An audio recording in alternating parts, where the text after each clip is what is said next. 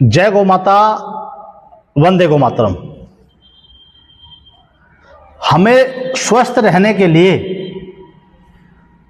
हमारी दिनचर्या जो हम सुबह से लेकर शाम तक, रात के सोने तक कैसी होनी चाहिए, क्या टाइमिंग रहना चाहिए उठने का, सुबह उठने का और रात को सोने का, सुबह भोजन करने का और शाम को भोजन करने का। तो हमारी जो दिनचर्या है वो सुबह हमें ब्रह्म मुहूर्त में लगभग 4 बजे उठ जाना है। कम से कम उन्हें तो उठना ही है जो रोगी हैं, बाकी जो रोगी नहीं है उनको भी उठना चाहिए 4 बजे ब्रह्म मुहूर्त में। तो सुबह 4 बजे उठ करके जो हमारे रोगी भाई और बहनें हैं उनके लिए सुबह 4 बजे उठना है, और 4 बजे उठने के बाद हमारी जो देसी गाय है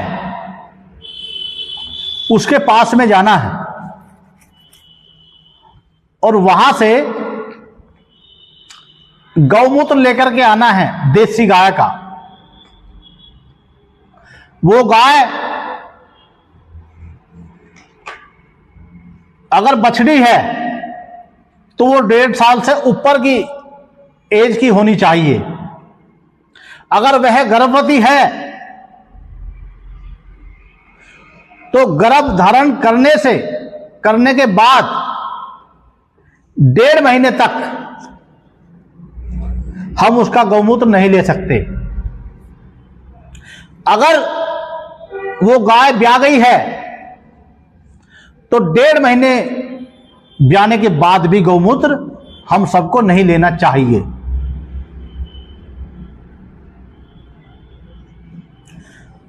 उम्र में 1.5 साल से ऊपर की चाहे बूढ़ी क्यों ना हो,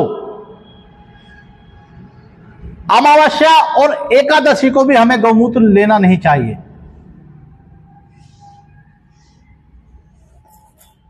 फिर क्या करना है हमको? देसी गाय होनी चाहिए। सबसे पहले हमें 2 मिट्टी के बर्तन लेने हैं और 2 घड़े टाइप के 2 मिट्टी के बर्तन लेने के बाद हम सुबह 4 बजे जब उठेंगे तो हमें गौ माता के पास जाना है और वहां से घड़े में गौमूत्र लेकर के आएंगे। लाने के बाद जैसे हमारा सूती कपड़ा है, इस तरह का सूती कपड़ा लेंगे और उसको 8 बार फोल्ड करेंगे। उसको 8 बार फोल्ड करना है और फोल्ड करने के बाद जो हमारा मिट्टी वाला दूसरा बर्तन है उसमें अल्टा पलट करके एक दूसरे में को लगभग उसको 8 बार छानना है उस गौमूत्र को। और छानने के बाद हमें बेलपत्र के पत्ते लेने हैं और वो पत्ते जिसमें एक कली में 3 पत्ते होते हैं, ऐसी हमको 5 कली लेनी है। 5 लेकर के उसका सिलबट्टे पे, सिल को धो करके बढ़िया से सिलबट्टे पे चटनी बनानी है। और आधा कप जो हमने गौमूत्र छाना है उस चटनी को गौमूत्र में मिलाना है बढ़िया से, और मिला करके एक आधा कप जो हमने गौमूत्र लिया उसमें मिला करके एक बार छान लेना है। और छानना किस में है? मिट्टी के बर्तन में ही, या कांच के में छान सकते हैं, चीनी मिट्टी के में छान सकते हैं, और स्टील, एल्युमिनियम, तांबा, कांसा और कोई बर्तन में हम गौमूत्र हमको नहीं पीना है। और आधा कप गौमूत्र लेना है और आधा कप उसमें सादा पानी मिला करके, आधा कप गौमूत्र वो लेना है जिसमें हमने वो मिलाई थी बेलपत्र के पत्ते, उसमें उसको लेकर के आधा कप पानी मिला करके और सुबह 5 बजे तक हमें यह प्रक्रिया पूरी कर देनी है। एक समय ही पीना है। जो गौमूत्र बच गया हो वो 200-250 ग्राम होना चाहिए। उससे क्या है, जिस किसी भी भाई बहन को मुंह के अंदर गांठ है, गरारे हैं, मतलब छाले हो गए हैं, उनके लिए उस गौमूत्र में जो बच गया है 200-250 ग्राम, उसमें 1 चम्मच हल्दी डाल करके उसको आग पे उबालना है, मिट्टी के बर्तन में ही। और उबालने के बाद जब वो ठंडा हो जाएगा, दिन में 8 से 10 बार उसके हमें गरारे करने हैं। और गरारे करेंगे, उसको बाहर फेंक देना है, फिर ऊपर से 1 घूंट पीना भी है। ये तो हो गई हमारे सुबह 5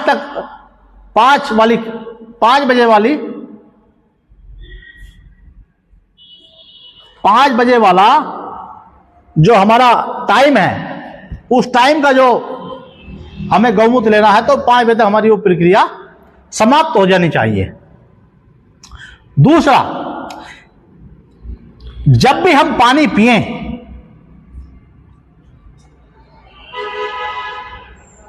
आराम आराम से 1-1 घूंट करके और ऐसे मुंह में कुल्ला सा करके पानी पिएं।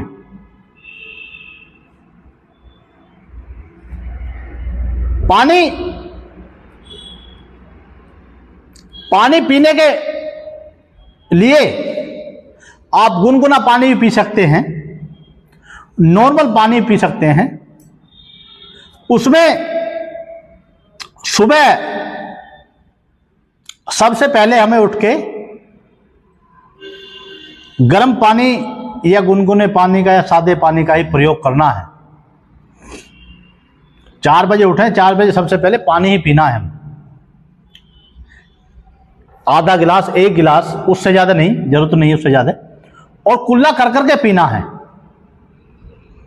वैसे तो और भी हमारे कई सारे वैद्य लोग अलग अलग तरीका भी बताते हैं। अब जिसने जैसा सीखा, जैसा पढ़ा है, वो अपने स्तर से बताते हैं। तो जैसे जिसका अच्छा लगे वैसे करना। लेकिन हम जो बता रहे हैं, हमारे जो भाई और बहनें हमारे चैनल से जुड़े हुए लोग हैं, स्वस्थ भी और निरोगी भी, उनके लिए। और दिन में जब भी पानी पिए, वो कुल्ला कर करके ही वैसे ही पीना है, आराम से, धीरे धीरे। और कभी भी ऊपर से डाल करके गड़गड़ करके नहीं पीना है। हम भी कई बार गलती कर देते हैं, भूलवश, ध्यान नहीं रहता कई बार। तो गिलास से ही पानी पीना है। दूसरा, रोगी जो भाई बहनें हैं, उनको मिट्टी के बर्तन में ही भोजन बना के देना है। खिलाना है तो कांसे वाले में खिला सकते हैं, कांसे वाले बर्तन में, या पत्तल में भी खिला सकते हैं। सुबह का जो हमारा ब्रेकफास्ट है, या 2 टाइम हमें भोजन करना है, तो सुबह हमारा 9 से 10 बजे के आसपास हमारा सुबह चाहे नाश्ता हो चाहे भोजन हो, वो हो जाना चाहिए। और वो भोजन में क्या क्या लेना है, खट्टी और ठंडी चीजों का त्याग करना है, वो नहीं खानी है। कम से कम जो रोगी भाई और बहनें हैं, उनको तो खानी नहीं है। वैसे अगर स्वस्थ आदमी अगर उसको खा रहा है तो भी उनके लिए हानिकारक है, नुकसानदायक है। तो मेरे भाई और बहनों, हमारा जो ये वीडियो बनाने का, आप सबको दिखाने का जो हमारा विषय है, वो यही है। और रोगियों को सुबह हम मूंग की दाल भी दे सकते हैं, लौकी दे सकते हैं, तोरी दे सकते हैं, टिंडा दे सकते हैं।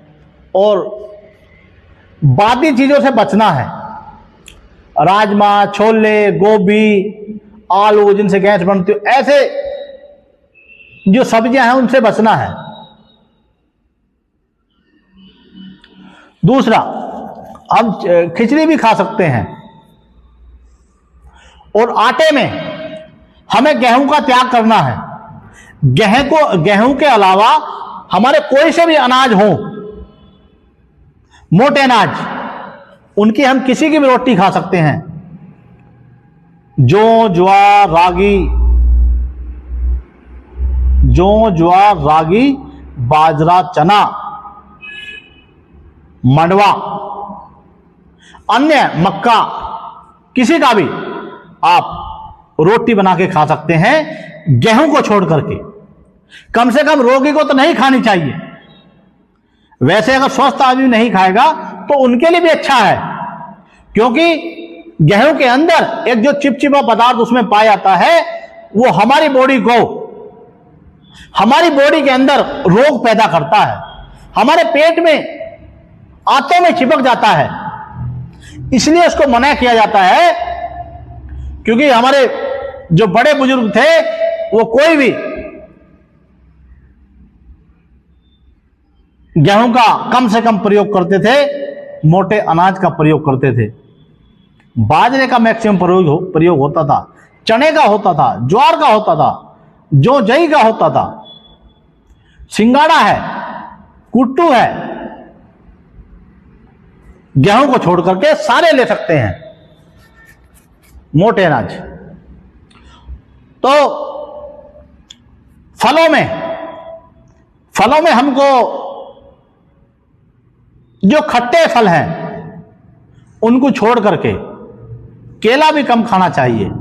सेब खाना है तो छील करके खाएं, क्योंकि उसके ऊपर वैक्स लगा दिया जाता है चमक के लिए, तो उसको छील करके खाएं। गाजर का जूस पी सकते हैं, गाजर की सब्जी भी खा सकते हैं, पपीता भी खा सकते हैं कम मात्रा में। और जिनको बवासीर रहती हो उनको पपीता नहीं खाना चाहिए, क्योंकि बवासीर को पपीता लगातार खाने से उस रोग को बढ़ा देता है। तो मेरे भाई और बहनों, शाम का जो हमारा दोपहर में आप फलाहार ले सकते हैं, और फलाहार में आप अनार का जूस भी ले सकते हैं, नारियल पानी भी पी सकते हैं। देखो, परमात्मा ने एक नारियल पानी ही ऐसा बनाया है जिसमें चाह करके भी कोई मिलावट नहीं कर सकता, क्योंकि ये देश में जो लोगों की मानसिकता है वो सब पैसा कमाने के लिए है। उनको ये नहीं देखना है ये सामने वाले को अगर मैं दूंगा उसकी बॉडी को या उसका खाने वाले को क्या नुकसान पहुंचाएगी। उनको पैसे से मतलब है बस। शाम का जो भोजन है हमारा, सूर्यास्त से पहले पहले हमें शाम का भोजन कर लेना चाहिए।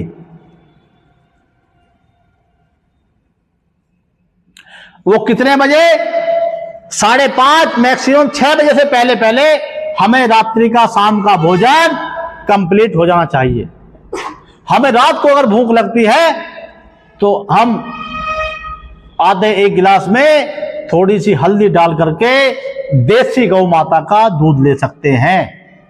ये हमें निरोगी रखने के लिए अगर हम ये 2 टाइम का भोजन अगर सही समय पे अगर हम करते हैं तो हम स्वस्थ रह सकते हैं।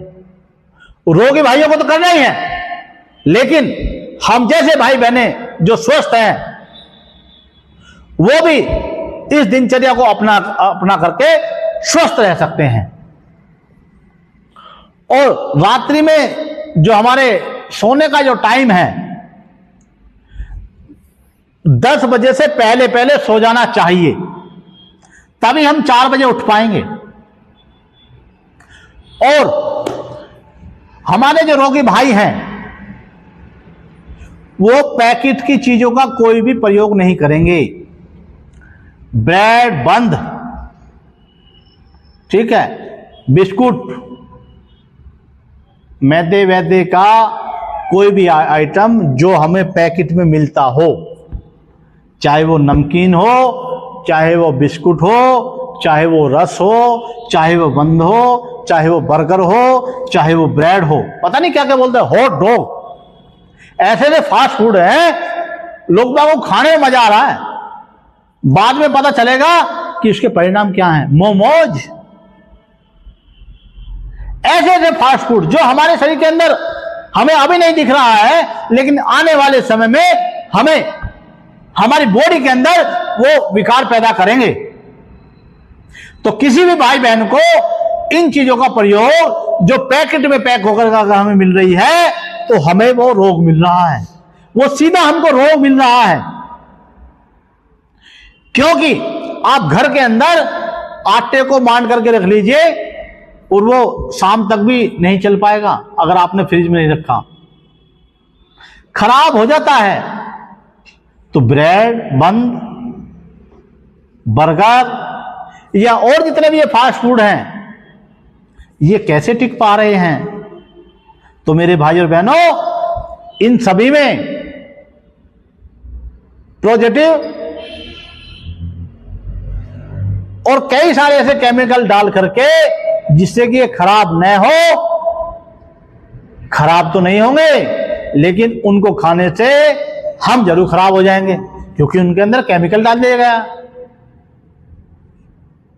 तो मेरा सभी रोगियों से, सभी भाइयों से, सभी अपने हिंदू धर्म भाइयों से और बहनों से, सनातन धर्म वाले भाई और बहनों से, वैसे तो मैं अपने पूरे देश के लिए ही ये संदेश देना चाह रहा हूं, क्योंकि जो हम ये चिकित्सा करते हैं रोग मुक्त पंचगव्य संस्थान के द्वारा हम ये सेवाएं दे रहे हैं, तो हमारा कर्तव्य बनता है सभी को अच्छी चीजों के लिए अवगत कराना, अच्छी जानकारी देना। हमारे जो पेशेंटों को हम ये दिनचर्या सुबह से लेकर शाम तक घरेलू उपाय बता रहा हूं, वो उपाय है, आप एक गेंदा लेंगे, देसी गेंदा, उस गेंदे में नीचे का जो उसका हिस्सा होता है काला काला पंखड़ी में, उसको निकाल करके उसका पेस्ट बनाएंगे। पेस्ट बनाते समय ही उसमें हमें थोड़ी हल्दी डालनी है। हल्दी डालते समय ही उसमें आधा चम्मच गौमूत्र भी डालना है। जिसके जितना बड़ा घाव होगा उसको उस हिसाब से क्वांटिटी बढ़ा लेनी होगी। एक छोटे से उसके लिए ये इतना पेस्ट बहुत है लगाने के लिए। तो उन तीनों चीजों को मिक्स करके रख लेंगे और हर रोज ताजा उसको लगाना है जहां हमारे कहीं भी घाव हो और घाव न भर रहा हो, उसकी धुलाई करनी है। जो हमने सुबह पहले स्टार्टिंग में जो बताया है, जो हमारा गौमूत्र है, गौमूत्र जो जिसमें हल्दी डालकर जो उबाला है, उससे पहले हम उसकी सफाई कर लेंगे। सफाई करने के बाद थोड़ी देर बाद इस पेस्ट को लगा लेंगे घाव पर, तो आपको आराम मिलेगा। तो ये वीडियो हमारी पूरे दिन की जो दिनचर्या है वो किस तरह से रहनी चाहिए और किन किन चीजों का प्रयोग करना हमें चाहिए, ये उस लिए वीडियो तैयार की गई है। तो मेरे भाई और बहनों, अगर आपको दोपहर में 3-4 बजे भूख वूख थोड़ी बहुत लगे तो उस समय हमें फल खा सकते हैं। फल भी मैंने आपको बताए हैं, खट्टे और ठंडे फल नहीं खाने हैं, बाकी सब फल खा सकते हैं। सेब को खाना है तो छील करके खाना है, नारियल पानी पी सकते हैं, अनार का जूस भी ले सकते हैं, मौसमी का नहीं लेना है, और चीकू भी खा सकते हैं, पपीता भी खा सकते हैं। ये सब हमें प्रयोग करना है। और हम सभी रोगी भाई और बहनों को ऑर्गेनिक लौकी तोरी सब्जी जो मिल जाए तो ज़्यादा अच्छा होगा हमारे स्वास्थ्य के लिए। वैसे तो सभी को ये ऑर्गेनिक ही खानी चाहिए, कम से कम लौकी तोरी, इसमें तो कुछ लगता नहीं है, अपने घर पे आराम से उगा सकते हैं। तो मेरे भाई और बहनों, आज हमारा छोटा सा यही संदेश है सभी देशवासियों के लिए। आप अपनी दिनचर्या को ठीक करके भी, रोगी भाई बहनें तो ठीक हो सकते हैं ये करके, लेकिन जो स्वस्थ भाई और बहनें हैं वो भी निरोगी रह सकते हैं, उनको भी कोई विकार नहीं आएगा, कोई रोग नहीं आएगा। तो मेरे भाई और बहनों, ये दिनचर्या वाली वीडियो का जो आज का हमारा विषय था वो यही था कि हमें सुबह 4 बजे से लेकर और रात के 10 बजे तक कैसे कैसे हमें क्या क्या किस समय खाना है, क्या पीना है। तो इन्हीं शब्दों के साथ जय गौ माता, वंदे गौ मातरम, धन्यवाद।